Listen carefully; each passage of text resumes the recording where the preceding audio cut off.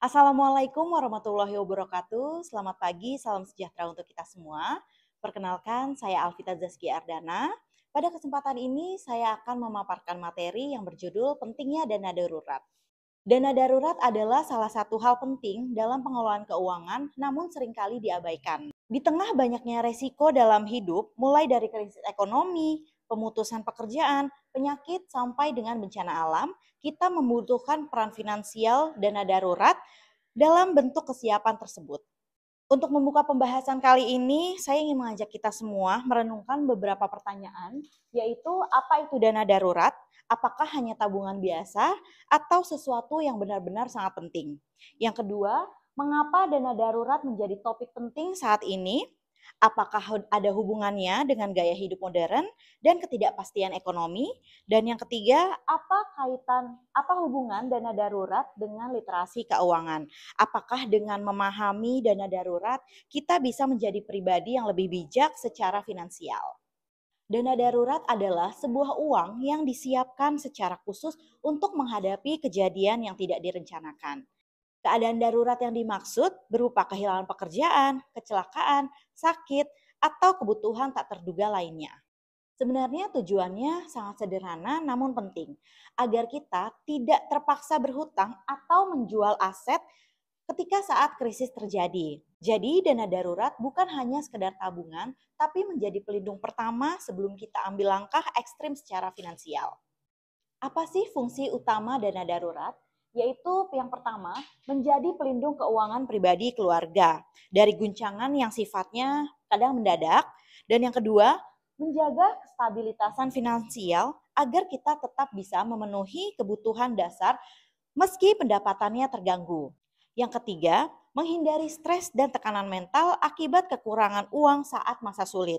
Dana yang tak kalah penting itu memberi fleksibilitas dalam mengambil keputusan, seperti berhenti sejenak dari pekerjaan tanpa panik karena masih ada dana darurat. Untuk selanjutnya, kapan dana darurat dibutuhkan? Kita tidak tahu kapan kondisi darurat itu datang. Oleh karena itu, kita perlu selalu siap. Dana darurat sangat dibutuhkan asal saat penghasilan terhenti, ketika terjadi bencana atau musibah, dalam kondisi kesehatan darurat, ketika kendaraan rumah memerlukan perbaikan yang mendadak. Untuk situasi seperti tadi bisa menimpa kapan saja tanpa pandang usia atau status. Berapa sih jumlah idealnya dana darurat? Ini tergantung pada kondisi masing-masing. Untuk yang masih single, disarankan memiliki dana sebesar 3 sampai 6 bulan biaya hidup. Bagi yang sudah menikah tanpa anak sekitar 6 bulan. Lalu selanjutnya bagi yang sudah berkeluarga dengan anak 6 hingga 12 bulan pengeluaran. Selain itu, ada beberapa faktor lain yang harus dipertimbangkan seperti status pekerjaan tanpa freelance, jumlah tanggungan yang dimiliki, dan seberapa besar resiko pekerjaan kita. Bagaimana cara mengumpulkan dana darurat? Untuk bisa punya dana darurat, kita perlu strategi yang realistis yang bisa dilakukan untuk semua orang. Yang pertama, tentukan target nominal sesuai jumlah ideal yang tadi disebutkan. Yang kedua, membuka rekening secara khusus yang tanpa dicampur dengan uang bulanan atau kebutuhan tunjangan lainnya. Yang ketiga, sisihkan sebagai penghasilan setiap bulan, misalnya 10%.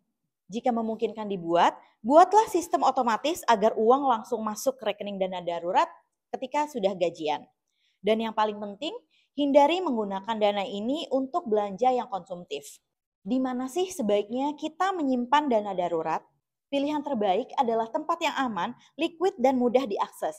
Misalnya seperti tabungan bank biasa, e-wallet atau rekening digital, deposit jangka pendek jika jumlahnya besar dan kita ingin menjaga nilainya. Tapi yang jelas, hindari penyimpanan dana darurat di instrumen yang beresiko tinggi seperti saham atau kripto. Karena dana ini bukan untuk tumbuh cepat, tapi untuk berjaga-jaga.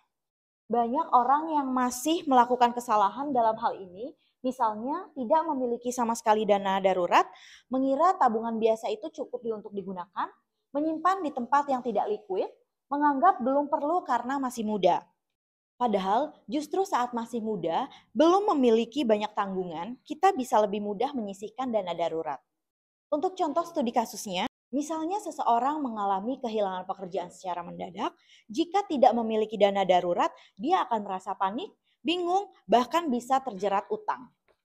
Tetapi orang lain yang mempunyai dana darurat bisa tetap tenang karena ia punya waktu untuk mencari pekerjaan baru sambil tetap memenuhi kebutuhannya. Inilah bukti bahwa dana darurat bukan hanya teori, tapi nyata untuk menyelamatkan hidup seseorang. Banyak orang yang sering bertanya, kalau kita sudah mempunyai asuransi, apakah masih perlu untuk dana darurat? Jawabannya sangat perlu, karena dua hal ini berbeda. Dana darurat berasal dari dana pribadi yang bisa langsung dipakai. Asuransi butuh proses klaim dan ada ketentuannya. Dana darurat sifatnya fleksibel, bisa digunakan kapan saja. Sedangkan asuransi hanya berlaku jika kejadian sesuai dengan polisnya. Jadi kesimpulannya adalah dana darurat adalah fondasi stabilitas finansial siapapun kita, apakah kita pelajar, pekerja tetap, freelancer, dan ibu rumah tangga, semua perlu mempunyai dana darurat. Tidak harus langsung besar, yang penting kita bisa memulainya dari sekarang. Sedikit demi sedikit, tapi konsisten dan disiplin. Saat ini saya mengajak teman-teman untuk segera ambil langkah nyatanya. Yang pertama, hitung berapa kebutuhan bulanan kalian. Yang kedua, kalikan dengan jumlah bulanan sesuai dengan status kalian. Selanjutnya, tetapkan target dana darurat pribadi dan mulailah sisihkan minimal 10% pendapatan bulanan. Sekian yang saya dapat sampaikan. Semoga presentasi ini bisa membuka wawasan kita tentang pentingnya dana darurat dalam kehidupan sehari-hari. Jangan tunggu krisis datang baru kita menyesal. Persiapkan diri kalian dari sekarang demi ketenangan dan kestabilan finansial. Terima kasih atas perhatiannya. Wassalamualaikum warahmatullahi wabarakatuh.